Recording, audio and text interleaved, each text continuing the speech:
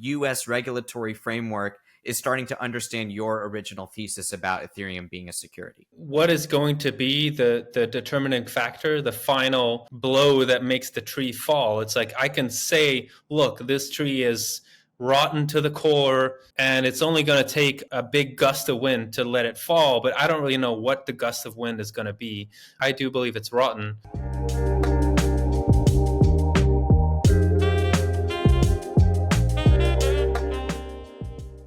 At the Bitcoin layer, we are advocates of self-custody, and there's no easier way to self-custody your Bitcoin than Envoy.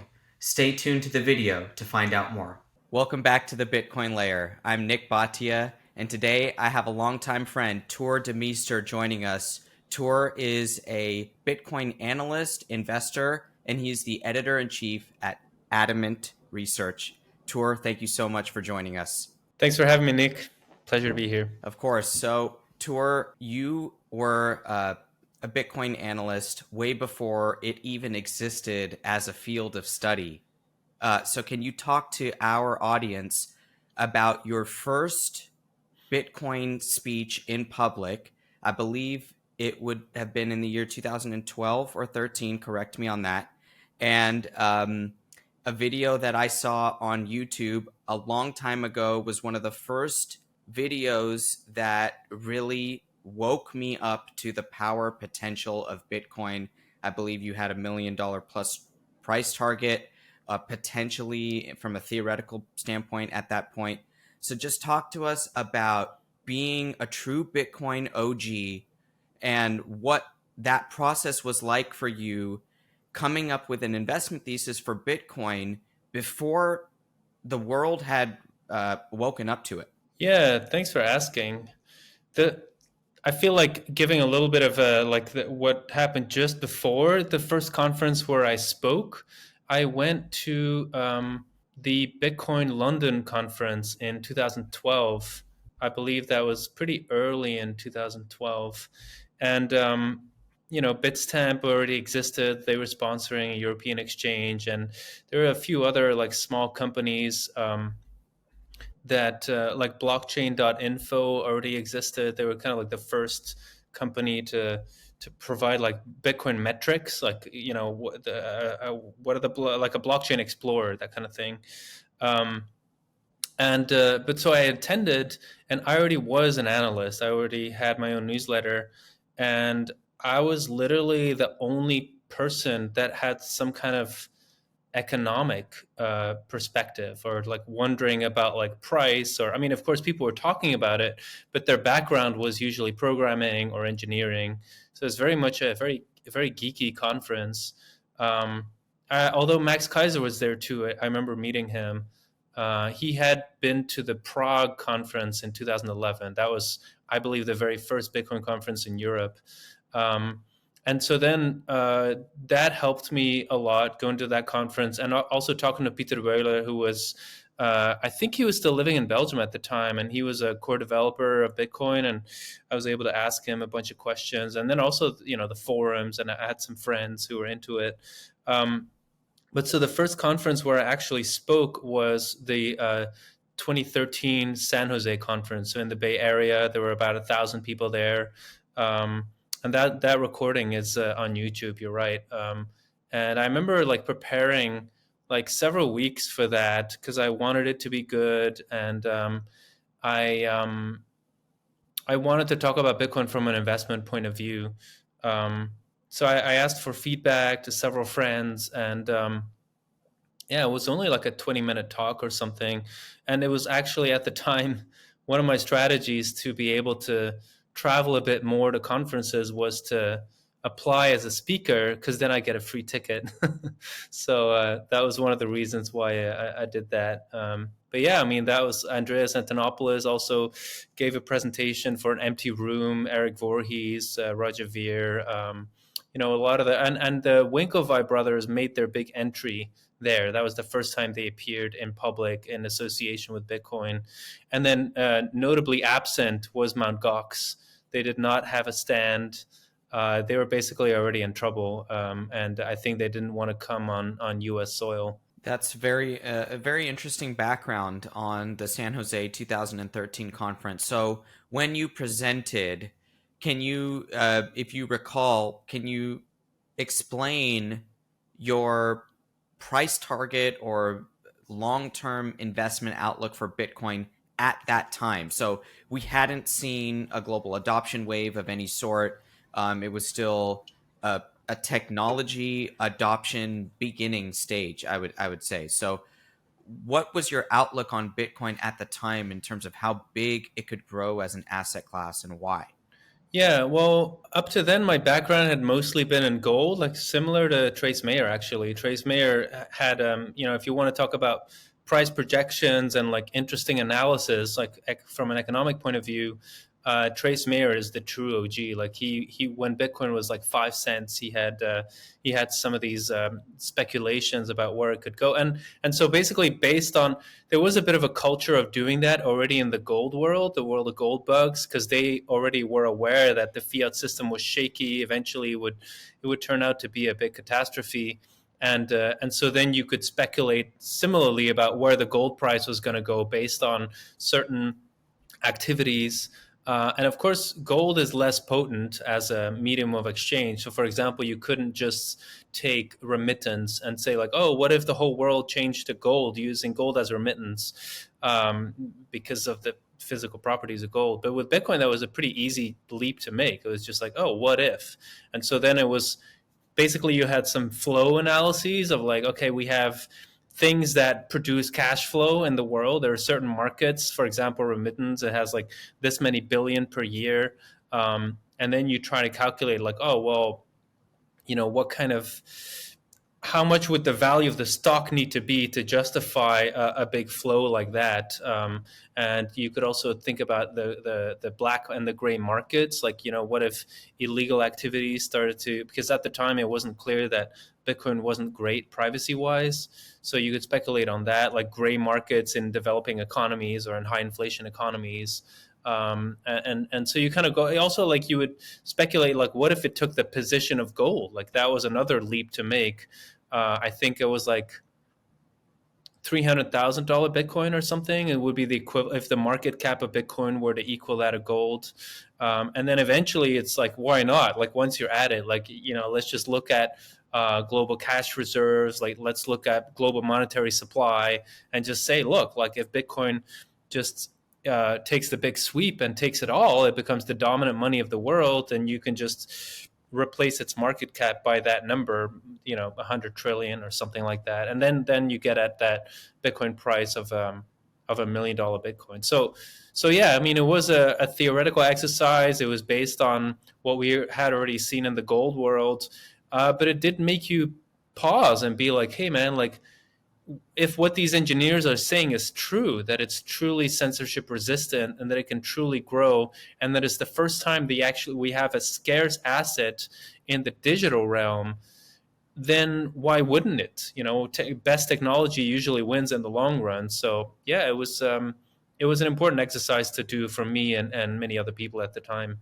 And now, fast forward 10 years, at what point do you think that your original thesis was confirmed, or maybe it's not yet? I would assume that it is. So, at what point did you confirm this thesis that this is on its way to becoming global money because of its decentralized, censorship resistant nature and the fact that it is the first scarce digital asset? Uh, and then how has your thesis evolved since then? So you admit that it was mostly a gold only approach at the beginning. It was a lot of what ifs, right? So at what point did it stop becoming what if, and how has it changed now, knowing what we know about Bitcoin's adoption over the last 10 years? Yeah, I almost want to flip it around and say like it was more like a hypothesis that I was putting out there for myself to be falsified. Like I just wanted to see, is there a better Bitcoin? Is there a flaw in this analysis? And that's been for the past, what is it now, 12 years, is what I've been trying to do, is to debunk my own hypothesis that this is the best money in the world. Um, And so rather than that there was one big light bulb moment of like, oh, it is confirmed, I just feel more and more confident because I've just scoured the internet for all the skepticism I could find, and it just seems to land in the same categories over and over, and I'm just not terribly convinced by the criticisms. And so there has been a thing that has changed for me, and I actually write about it in my report, my latest report, because initially I thought I've always been in favor of competition. And so it's like, oh, we have a free market money. Why can't there be a market in money, right? We just let 1,000 flowers blossom. We'll see whoever comes out on top. And just like on the internet, we had several companies that became dominant. And so similarly, I thought we would have a power law distribution of maybe digital currency. So we'd have like probably Bitcoin on top, and then maybe at 30% market cap, or yeah, we'd have number two. At 20%, we'd have number three. At 10%, we'd have five other competitors, something like that. I'm sorry. I feel like I'm doing the percentages injustice because, but something like that where you had like a very dominant one and then a long tail of smaller ones. That was my thesis in 2015, which is why I advocated to invest in some of the altcoins. Like it really was 2014-15 was great. There was great skepticism about these altcoins because like they weren't launched very professionally. It was just there weren't many credible theses, but in hindsight, it was kind of the laboratory for the ICO boom because a lot of those themes were just rehashed and failed, just the same. But so yeah, that's changed. Like my thesis over the last years has been, no, I think it's going to be a winner take all. I think Bitcoin is just going to be the dominant protocol, just like TCP/IP is the dominant protocol in the internet, just like we have the container standard in global trade, the shipping container standard, and things like that. Now that leads us to Ethereum. You not only are a Bitcoin OG, but you've been watching the Ethereum Bitcoin pair and extracting market information, behavioral signal from that pair, not ETH versus the dollar, right? I want to remind our audience what we're talking about. We're talking about the two currencies relative to each other. So the Ethereum price in Bitcoin. It's a pair that we write about at our newsletter at the Bitcoin Layer because we believe that there's behavioral information to extract from that pair. So talk to us about Ethereum. We have brand new SEC litigation coming down on Binance and Coinbase. The Coinbase literature mentions Ethereum and staking in the security realm. What are your thoughts on Ethereum as a security? What are your thoughts on Ethereum versus Bitcoin as a currency pair, as someone who really has tracked this for a long time? Yeah, I remember in 2014, I was excited because I had heard at the conference in 2012, Mike Hearn had done a presentation on smart contracts in Bitcoin and basically made it clear that Satoshi had that in mind, that he had written into the Bitcoin client about 50 opcodes, which is like ways to build smart contracts. And so that was his vision. Like we would have smart contracts on Bitcoin, and Mike Hearn was excited about it. And so the Ethereum guys early on were going to build on top of Bitcoin. And so I thought like, oh, cool, we have a smart contract layer on top of Bitcoin. That's awesome. And then we saw, I remember talking about it with friends, like looking at the auction, like all of a sudden they're doing their own token. And they had this weird auction with a very flexible supply. Like basically they were saying, we're going to fix the amount of money we want to raise, and then we'll issue however many tokens it takes to reach to reach that point. We'll just keep on selling tokens, which just seemed like just totally non-transparent to me and other people, and so that was that was an early red flag, and there's been many since that basically, yes, I believe this is a security, regardless of what any government says. Like it is a centralized group of people who are issuing a token, who are promising profit to the token holder. The idea of perpetual income was there from the beginning, like the idea that they would do proof of stake. And so that's part of why people buy the token, is they think that I'll get the token, and not only is the token going to be scarce, but it's also going to lead to this stream of income down the road magically that's going to be created for me. Um, and and and um, and so yes, there is the expectation of profit among the Ethereum holders. And it's clearly derived from the efforts of Ethereum developers. Like to me, it doesn't matter that these people are spread over several companies. It's a consortium, like if a certain judge targets particular people, particular companies, they can basically change the whole protocol. And we already see that now with the what is it, the OFAC compliance.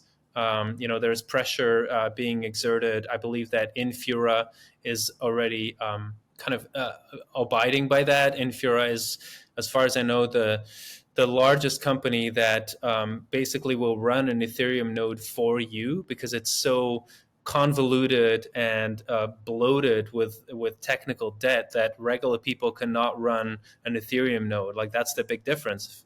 If you have a Bitcoin, sorry, if you download the Bitcoin client, you can literally run it on your smartphone. Like that's what it's designed to be very lean and doesn't require a lot of internet bandwidth or hardware.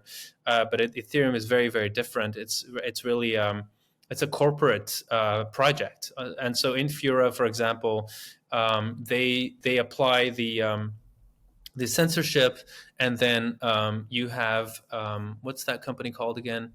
There's a company that has MetaMask. They run one of the largest wallets, and they always link to Infura. It's almost impossible to not use Infura as the company that runs your node. So there's a lot of veins of centralization that run through Ethereum. So yeah, like to your point, like looking at that pair, Ethereum to me is like the OG when it comes to snake oil, like crypto snake oil. And they basically have popularized this idea of put everything on the blockchain, smart contracts up the wazoo for everything. We're going to live in this meta world where everything is, it's basically a utopian universe that they're selling.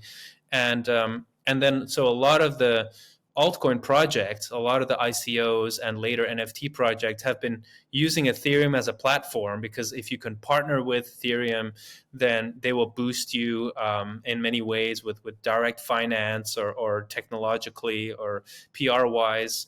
And so Ethereum as a token is actually an interesting measure for the collective belief in these fallacies, that you can just put anything on the blockchain, that you can scale a blockchain forever easily, that you can do sharding, which is the idea that, oh, it's not a problem if the one chain becomes too big, because we can clip it into different pieces, and then everyone can just run a little piece, and magically they'll all coordinate together. That was something that they were selling for 6-7 years. Like they were saying that's how we're going to scale, and now they finally abandoned it, because it was a lie from the beginning. But so yeah, like looking at that token versus Bitcoin is almost like the liar's index or something like that, where you can kind of see the higher it goes, the higher the collective delusion goes, and as it starts declining, it's more like people realizing that they've been fooled. Joe and I take self custody very seriously, and it's time for you to get your Bitcoin off of exchanges. This video is sponsored by Envoy, a simple Bitcoin wallet with powerful privacy features. It takes 60 seconds to set up. You can get your Bitcoin off of exchanges right now. There's no middleman. This is the way that Bitcoin was meant to be used. Self custody. Download it for free in the App Store or the Google Play Store today. Now, back to the video. Fascinating. And so what you're describing there are aspects of the Howey test, right? And for our audience, the Howey test is the SEC benchmark for what determining what is a security. It sounds like Tuur is convicted in that Ethereum is a security and fails the Howey test. I'm sorry, passes the Howey test in terms of being Passes the Howey test. passes the Howey test, of course, in terms of being a security. Talk now a little bit more about your outlook here. Is this SEC charge against Coinbase the beginning of the end of Ethereum, or is that way too dramatic of an approach to the recent events that basically what's happening is the US regulatory framework is starting to understand your original thesis about Ethereum being a security? Yeah, it's so interesting. I mean, it's really hard to predict like what is going to be the determining factor, the final blow that makes the tree fall. It's like I can say, look, this tree is rotten to the core and it's only going to take a big gust of wind to let it fall, but I don't really know what the gust of wind is going to be. I do believe it's rotten, just like Theranos. Like Theranos, the company that supposedly could analyze 50 diseases just from one drop of blood. That was a scam, and it took many years for it to fall. The same with Enron. Both those companies existed for over 10 years before they actually bit the dust. And so people often think like, oh, but it's been around for so long, that means it's gonna not fail. Well, that's not true. And also, for example, there's companies that are not necessarily fraudulent, but that just have a flawed premise, like Yahoo, for example. Yahoo is very popular, and at the height of the internet boom in 1999, people thought this is the blue chip stock. This one is the one that's going to be around forever. All the startups are using Yahoo as their platform. But they fundamentally misunderstood that in order to browse the internet, you need algorithms, you need engineering that is top notch, and not just a bunch of interns that browse the internet manually and that make these nice looking portals. That's never going to scale. So it's also possible that rather than having a big collapse, that Ethereum is just going to slowly peter over time like Yahoo did. But so if you look at the chart, we had a tremendous rise in Ethereum versus Bitcoin, starting from the launch in 2016 in two big waves. There was a wave in 2016, another big wave in 2017, and then we peaked at 0.14 Bitcoin per Ethereum token. And then we formed a double top. So in that period from 2017 through to summer 2018, there was a double top. Maybe you could call it a triple top, but each successive peak was lower than the previous one. So double top, and then we had a bear market. So we hit bottom at around the winter of 2019, and then it started to ramp up again in 2020 as basically it came together with the stimulus of the pandemic, when there was loads of money being pumped into the economy. We saw that Wall Street bets started booming. We saw real estate started booming, and all these tech stocks. And so Ethereum also went on that wave. There was lots of VC money to be deployed. And so on the back of that crypto boom, there was also the NFT boom at the time, a revival of ICOs. And so basically you had another peak. We peaked in December 2021, which is very interesting because that's kind of the peak in real estate. That was the peak in AMC and all these meme stocks. So that's when Ethereum Bitcoin peaked. And again, I would call it a triple top. So we saw the first peak in May 2021, the second one in December 2021, the third one in September 2022. And now we've been sideways. So we've kind of like dribbled a bit lower and we've been moving sideways. And I think that this is going to be another triple top, and we're going to see a serious decline at some point, probably in the coming 12 months or so, once it becomes clear that these regulatory changes, that there's real teeth to the regulators, and that developers and companies are actually vulnerable to censorship. that there will be projects that will just be abandoned because it's too dangerous to work on, because they're not decentralized enough to push through the changes. Like, for example, we saw it with Tornado Cash. I don't know if it's still operational, but it does not appear to me that that was a decentralized project. And so, just like how the Silk Road was shut down, I think some of these like DeFi, these famous DeFi projects will turn out to be very not decentralized finance, and very vulnerable to censorship, and de facto will be censored. Talk to us about Bitcoin. Let's leave Ethereum. Let's talk about Bitcoin in its current stage of adoption and its current stage of the halving cycle. So, where do you see the market evolving, and how much do you think Bitcoin is going to react to macro factors versus Bitcoin native factors like its supply and just the overall global adoption over the next year or so? Yeah, yeah. I mean, that's the stuff I was also trying to answer with my report, because it's one thing to talk about Bitcoin's fundamental value, but investors always think about, okay, but what about now? Like, are there more shoes to drop? Is there anything big to worry about that could cause Bitcoin to go, I don't know, to 10,000? Right? It's 25,000 now. What if we go down to 10,000? Because I want to buy then. I don't want to buy when it's too painful, which I completely understand. So I do try to address those things. In terms of risk factors, I'm actually taking a peek here at my own thing. Well, yeah, there's the known coin hoards. So we know that there's stashes of Bitcoin out there. Some of them have been labeled and are known who controls them. There is the idea that Satoshi has 1 million Bitcoin, 1 million out of, let's say, 19 million in circulation now.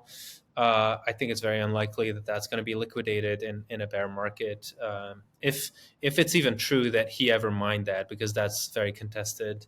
Then there is the Bitcoin miners. Like, do they have a lot of coins that they could still sell? That's not the case. Like, miners do have some coins, but they're very concentrated with non-indebted companies. So the companies that had a lot of debt, they already sold the extra coins that they had.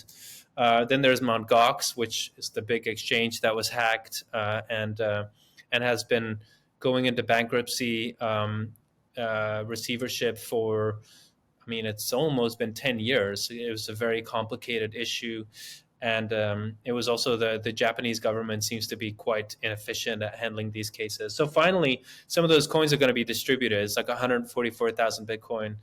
But the people who wanted to sell their claim, who are customers that lost funds, they have had the possibility to do that for years. You could sell to hedge funds and things like that.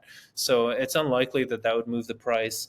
I do think if, and I also write about this, if a big exchange like Binance would bite the dust, and I don't mean just like, oh, they're forced to close the doors, but they actually see a bank run, and then it turns out that they are fractional reserve, I do think that could move the price short term. But again, like similar to if a gold deposit company goes bankrupt, it's not going to necessarily affect the price of gold that much. I think it's similar. Binance is long known to be like a higher risk exchange that likely has some shenanigans going on. And so Bitcoin whales don't have that much exposure to that. And of course, there are people that do, but usually they are newer adopters, weaker hands anyway, people who might even have the budget to rebuy the coins if they lose them in a bankruptcy like that. And then, of course, we could see a legal crackdown on Bitcoin, and we also could see a stock market crash. I think in the case of a stock market crash, Bitcoin probably would slide down a bit because it's very liquid. And so if you have debts to pay off urgently, you can always sell Bitcoin. So just like how gold went down in the 2008 crash, but recovered quickly, I think similarly, we could kind of see a flash crash thing where for 6 months, Bitcoin is not doing well, and then it just bounces back. And then the legal crackdown, I think that for now, Bitcoin is really quite insulated from that because it's not a security. It's clearly recognized as not a security. It's also really decentralized. And so it would be quite embarrassing for a large government to try and do a crackdown and realize that you can't really do it. Like you can't really um, just take from people what they've stored in a multi-sig wallet, potentially spread over multiple jurisdictions, etc. It's an asset that even if you have $1 billion worth of Bitcoin, in the span of an hour, you can move it to the other side of the globe, or even in a control that is spread over multiple continents. And also I think that the dollar is not under threat for the moment by Bitcoin. I think once we go like above $2 trillion Bitcoin, like right now we're at half a trillion, $500 billion market cap. So I only feel like once we're really into it, the next big rally, and at the same time we see very bad headlines about inflation, and there's questions being asked about, is Bitcoin a threat to the dollar? Like I think then maybe we should start worrying a bit about potential legal action against Bitcoin. So you're talking about. Sorry for the long-winded answer. No, it's great. And so you're talking about around $100,000 price of Bitcoin, which would translate into about 2 trillion market cap, that you might see government step up the anti-Bitcoin effort, but until then, it doesn't really remain or exist as a major threat in your mind. Now, what about the dollar itself? People are obsessed over this de-dollarization narrative relative to other government currencies around the world. Do you give credence to that, and how do you approach the de-dollarization narrative outside of Bitcoin? Yeah, I was just going to say that as Bitcoin goes to 100,000 or higher, not only will we see some crackdowns here and there in the world, but also at the same time, we'll see some countries very explicitly embracing Bitcoin, I believe, especially countries that have great national resources, that have great energy resources, because the world is polarizing anyway. And Bitcoin is just a fantastic way to monetize your energy resources. So it's a really great way for government revenue.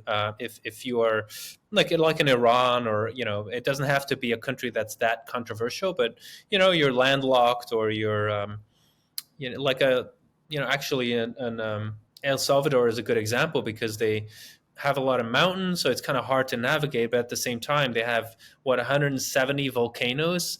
So theoretically, at least, you could monetize that. You could build Bitcoin mines all over the country. So yeah, I think the world is going to polarize around pro Bitcoin and anti Bitcoin, kind of like how the printing press liberated people to think about religion on their own terms, and where the Catholic Church was more threatened, their monopoly was more threatened. There was a great polarization in the world, where some countries were just saying like, look, no, you cannot do heresy, only this one religion. And then in other countries, it was a more of an open question. Like, for example, the United States, of course, New York City, the reason why it was so incredibly popular and why it grew so much is that they had, as one of the first places on the planet, actual religious freedom. But I don't want to digress.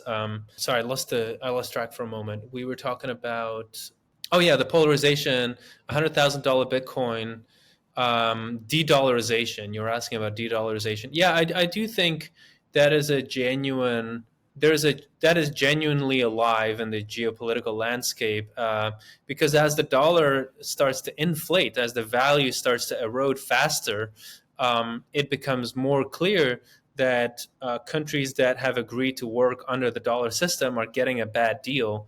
Like the government bonds that they've stacked up, often really, really high, those are starting to really look very ugly in their balance sheets.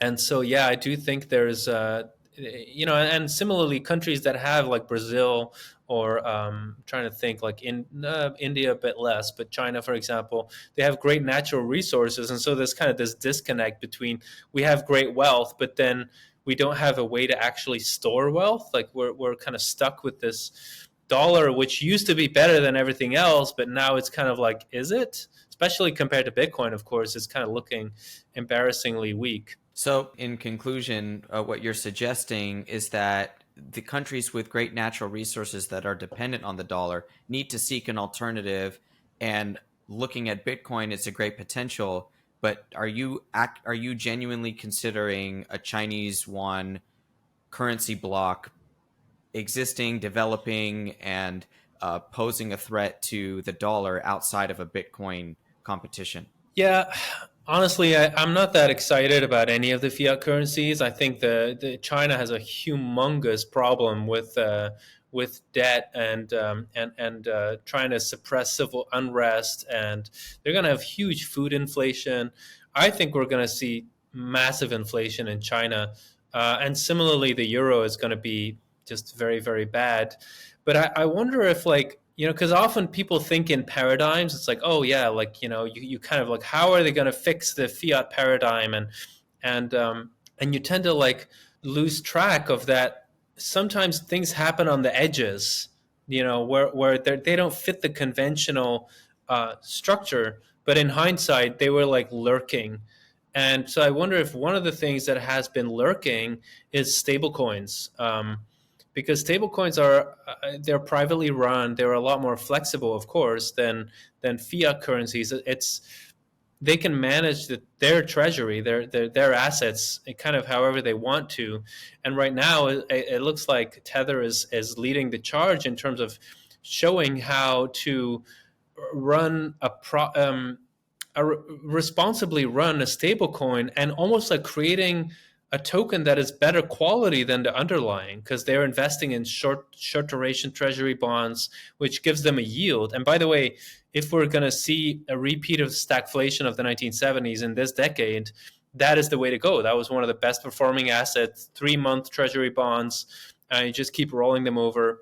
And so basically you're generating profit just by taking in dollars that investors give you, and not exposing them to a lot of risk. And then with the profits, you can diversify, and you can buy gold, you can buy Bitcoin. And so gradually we're seeing the emergence of stable coins that are backed by more than just fiat. And that's kind of, to me, that's showing the way, because ultimately we need to go to at least to asset-backed currencies, if not just to Bitcoin outright.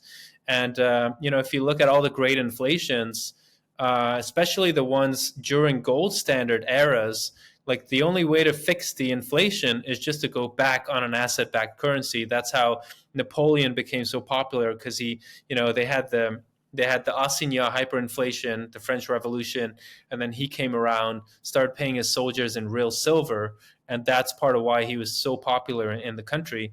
And so similarly, of course, in the 20th century, what countries have done that have had hyperinflation is they would go back to the dollar standard, because the dollar for a long time was kind of as good as gold. But that's no longer the case. So I just wonder if stable coins, because they can operate in this international sphere, they can kind of operate where offshore banking used to be and that kind of thing, where they're a little bit elusive, and potentially they could build enough reputation to grow really big, and to kind of be an in-between phase of, between fiat and a Bitcoin standard. And of course, some countries could just copy the playbook, right? And I mean, any country can just copy the Tether playbook, issue their own token, and go for it. Tuur Demeester, thank you so much for joining us today at the Bitcoin Layer. Please tell our audience where they can find you online and your latest research report. Yeah, my website is adamantresearch.com. So that's 3 A's, adamantresearch.com. And if you Google my name, you'll find my Twitter account as well. Tuur Demeester, thank you so much for joining us here at the Bitcoin Layer. Sorry, go ahead. Sorry to interrupt. The report is called How to Position for the Bitcoin Boom. It's 20 pages. It's free. It's the best I got. It's what I sent to my own friends and family. This is, I think, the 5th report I've done since 2012. It's a fantastic report, and I would actually encourage people to check out your Bitcoin Reformation report as well, that you published a couple of years ago. Great. Thank you, Tuur, for joining us again here at the Bitcoin Layer. Today's video is sponsored by Envoy, a simple Bitcoin wallet with powerful privacy features. It's time to get your Bitcoin off of exchanges and into self-custody today. This wallet is easy to set up, takes only 60 seconds, no middleman, and you're using Bitcoin as it was meant to be used. Download it today for free at the App Store or Google Play Store. Make sure to subscribe to this channel and hit the bell icon to be notified whenever our next video drops. Thanks for watching.